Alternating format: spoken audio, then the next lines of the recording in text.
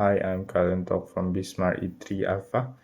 I am 20 years old. I am from Matalom, Leyte. I will be answering the philosophy final examination. I believe the existence of a supernatural being can reasonably be explained through fine tuning of the universe.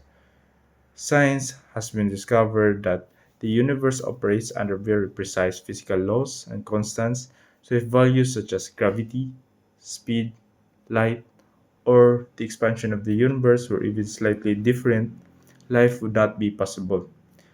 This is supported by cosmology and physics, which shows that the universe is extremely sensitive to these values.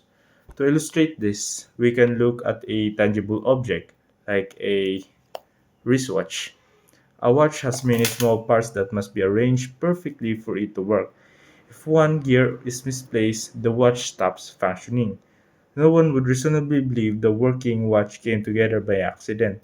Instead, we naturally conclude that it was designed by an intelligent maker.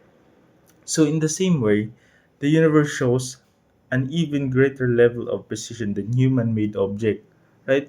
Because random chances or natural necessity does not adequately explain the level of fine tuning. The most reasonable explanation is the existence of an intelligent cause beyond the physical universe. This cause is what we refer as supernatural being, one that exists outside the space and time but is capable of design. So in question two, one faulty religious belief is the idea that a pope is always correct. This belief is not true because the pope is still a human being and all humans can make mistakes. Just because someone has a high position does not mean everything they say is in right. In philosophy, truth should be based on a reason and evidence, not only authority. History also shows that different popes have different ideas, which means they cannot all be correct. This shows the pope is not always right. So another faulty belief is that the pope can forgive sins. Forgiving sins is a power that belongs only to God, since sins is an offense against God. Humans, including religious leaders, do not have the power to remove guilt or grant divine forgiveness.